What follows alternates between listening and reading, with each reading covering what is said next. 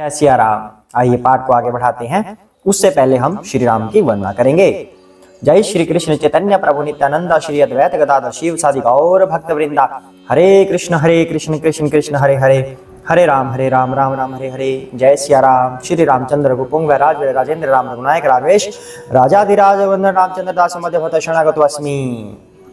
सिया राम जय जय राम, सिया राम जय जय सिया राम, सिया राम जय जय राम, सिया राम जय जय सिया राम, सिया राम जय जय राम, सिया राम जय जय राम, सिया राम जय जय राम, सिया राम जय जय राम, सिया राम जय जय राम, सिया राम जय जय सिया राम। जय सिया राम। भाई शत्रुघ्न लक्ष्मण जी की जय हो, तुलसीदास वाल्मीकि जी की जय हो, हनुमान जी की जय हो, गणेश जी की जय हो, शिव पार्वती की जय हो। जय सिया राम। तो कहाँ तक हो गया पाठ हमारा? गरुड़ जी ने ज्ञान और भक्ति के बीच में अंतर पूछा था।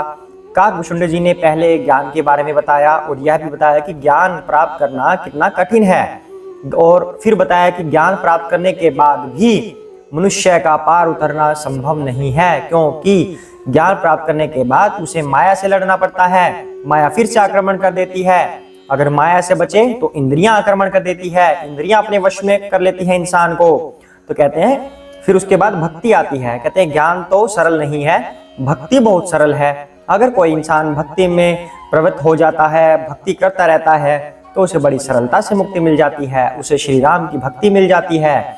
और साथ ही बताया कि संतों का संग करना कितना आवश्यक है। संत जो भगवान के भक्त होते हैं वे भगवान से भी बढ़कर हैं, ऐसा इस पर जोर दिया गया था कि संतों का संग कीजिए, वैराग्य धारण कीजिए। फिर गरुड़ जी ने पूछा, हे काकभूषुंड जी मेरे 7 प्रश्नों के उत्तर दीजिए। अब वो 7 प्रश्न क्या हैं वो अब करते हैं। जय सिया राम। प्रथम ही कहूँ नाथ मति धीरा, सबते दुर्लभ कवन शरीरा, बड़ दुख कवन कवन सुख भारी, सौ संक्षेप ही कहूँ बिचारी। हे नाथ, हे धीर बुद्धि, पहले तो यह बताइए कि सबसे दुर्लभ कौन सा शरीर है, फिर सबसे बड़ा दुख कौन है और सबसे बड़ा सुख कौन है, यह भी विचार कर संक्षेप में ही कहिए। तो कह रहे हैं, संत असंत मरम तुम जानहु, थिन कर सहज स्वभाव बखानहु, कवन पुण्य श्रुति विदित विशाला, कहु कवन अग परम कराला। संत और असंत का भेद आप जानते हैं, उनके सहज स्वभाव का वर्णन कीजिए। गरुड़ जी पूछ रहे हैं काकभूषुंड जी से। फिर कहिए कि श्रुतियों में प्रसिद्ध सबसे महान पुण्य कौन सा है। श्रुति मतलब सुनने योग्य। और सबसे महान भयंकर पाप कौन सा है। मानस रोग कहु समुझाई, तुम सर्वज्ञ कृपा अधिकाई, तात सुनहु सादर अति प्रीति, मैं संक्षेप कहूँ यह नीति। फिर मानस रोगों को समझा कर कहिए, आप सर्वज्ञ हैं और मुझ पर आपकी कृपा भी बहुत है। काकभूषुंड जी ने कहा, हे तात, अत्यंत आदर और प्रेम के साथ सुनिए, मैं यह नीति संक्षेप से कहता हूँ। काकभूषुंड जी बोलेंगे अब, नर तन सम नहीं कब नीव देही, जीव चराचर जाचत तेही, नरक स्वर्ग अपवर्ग निसेनी, ज्ञान विराग भक्ति शुभ देनी। मनुष्य शरीर के समान कोई शरीर नहीं है, सबसे दुर्लभ शरीर है मनुष्य का। काकभूषुंड जी इस बात की घोषणा कर रहे हैं, मनुष्य के समान दूसरा कोई शरीर दुर्लभ नहीं है। चर अचर सभी जीव उसकी याचना करते हैं। यह मनुष्य शरीर नरक, स्वर्ग और मोक्ष की सीढ़ी है। अर्थात अगर किसी को स्वर्ग जाना है मनुष्य शरीर से होकर जाना होगा, नरक जाएगा वो भी मनुष्य शरीर से ही जाएगा, मोक्ष प्राप्त करना है मनुष्य शरीर से ही मोक्ष प्राप्त कर सकेगा। देवता कभी भी मोक्ष प्राप्त नहीं कर सकते डायरेक्टली, उन्हें मनुष्य का शरीर धारण करना पड़ेगा, धरती पर आना पड़ेगा, तब वो मोक्ष का अधिकारी बनेगा भगवान की भक्ति करने के बाद। तथा कल्याणकारी ज्ञान वैराग्य और भक्ति को देने वाला है। कौन? मनुष्य का शरीर ज्ञान देता है, भक्ति देता है और वैराग्य देता है मनुष्य का शरीर। सो तनुधरी हरि भजही न जे नर, हो ही विश्व रत मंद मंद तर, कांच की रिच बदले तिले ही, करते डारी परस मनी दे ही। ऐसे मनुष्य शरीर को प्राप्त करके भी जो लोग श्री हरि का भजन नहीं करते और नीच से भी नीच विषयों में अनुरक्त रहते हैं, वे पारसमणि को हाथ से फेंक देते हैं और बदले में कांच के टुकड़े ले लेते हैं। जय सिया राम। काकभूषण जी क्या कह रहे हैं? ऐसा दुर्लभ शरीर प्राप्त करने के बाद जो शरीर मनुष्य को ज्ञान देता है, वैराग्य देता है, भक्ति देता है, जिस शरीर से होकर स्वर्ग नरक और मोक्ष का दरवाजा खुलता है, उस शरीर से इंसान भक्ति करने की बजाय बेकार के विषयों में अनुरक्त रहता है, तो इंसान क्या कर रहा है? पारसमणि को छोड़कर कांच के टुकड़े उठा रहा है, वो उसके बराबर है। जय सिया राम। नहीं दरिद्र सम दुख जग माही, संत मिलन सम सुख जग नाही, पर उपकार बचन मन काया, संत सहज स्वभाव खग राया।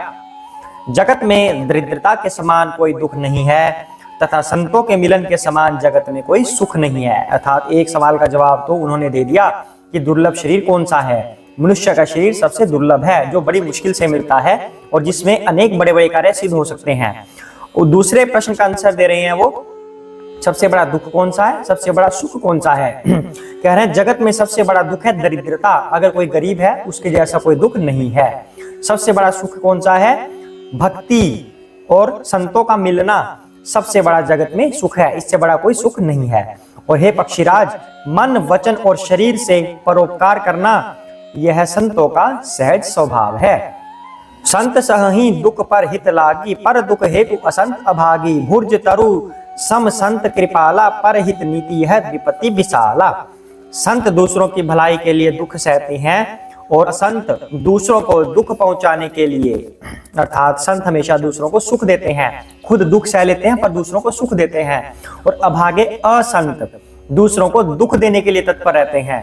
कृपालु संत भोज के वृक्ष के समान दूसरों के हित के लिए भारी विपत्ति सहते हैं, अपनी खाल तक उधड़वा लेते हैं।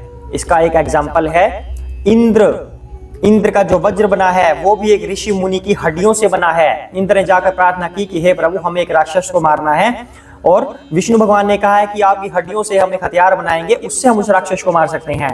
अब अगर देखा जाए ऋषि मुनि को क्या जरूरत पड़ी अपनी हड्डियां देने की, उनसे कोई लाभ थोड़ी ना हो रहा है। अब आजकल जैसे किसी अपराधी को बोल देते हैं कि तुम हमारा ये गुनाह कबूल कर लो और हम आपके परिवार को ये सुविधा दे देंगे, तुम फांसी पर चढ़ जाओ, हम बच जाएंगे, तुम्हारे परिवार सुखी हो जाएगा, तो वो चढ़ जाता है। ये कलयुग का गुण है। लेकिन जब इंद्र गए थे ऋषि मुनि के पास वज्र बनाने के लिए, मतलब उनकी हड्डियों का दान मांगने के लिए जिससे वज्र बन सकता है, तब ऋषि मुनि को कौन सी लालसा थी? कोई भी लालसा नहीं, पर उनका वो सहज स्वभाव था दूसरों के लिए अपना खुद का भी बलिदान देना, अपनी हड्डियां तक दे दी उन्होंने दूसरों के लिए। ये सबसे बड़ा उदाहरण है ऋषि मुनियों के सहज स्वभाव के लिए। वही यहाँ पर कहते हैं कि ऋषि मुनि अपनी खाल तक उधड़वा लेते हैं, ऐसा उनका स्वभाव होता है। और जो असंत होते हैं वो दूसरों के दुख के लिए हमेशा तत्पर रहते हैं। अब आप देख लीजिए, आपको संत बनना है या असंत बनना है। तो सन इव खल पर बंधन करई, खाल कढ़ाई विपति सही मरई, खल बिनु स्वार्थ पर अपकारी, अहि मूषक इव सुनु उरगारी।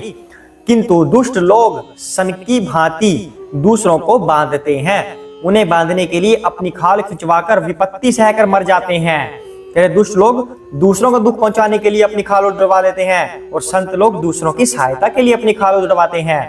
कहते हैं कि विपत्ति सहकर मर जाते हैं दुष्ट लोग। हे सर्पों के शत्रु गरुड़ जी, सुनिए, दुष्ट बिना किसी स्वार्थ के सांप और चूहे के समान अकारण ही दूसरों का अपकार करते हैं। उपकार नहीं, अपकार, यानी कि दूसरों का कुछ ना कुछ बुरा ही करते हैं और बिना किसी स्वार्थ के। जैसे स्वार्थ के बिना मतलब कोई कारण नहीं होता कि मुझे ये चाहिए इससे, ऐसा करने से, बस दूसरों का अनिष्ट उनको अच्छा लगता है कि दूसरों का बुरा हो, तो वह दुष्ट लोग हैं। किसकी तरह? सांप और चूहे की तरह है कि दूसरों को खुदेड़ते रहो, डंक मारो, खुदेड़ते रहो, डंक मारो। इसलिए वो दूसरों को परेशानी में देखना चाहते हैं और खुद विपत्ति में घिर जाते हैं उसके कारण। तो आज के लिए इतना ही करते हैं। जय सिया राम।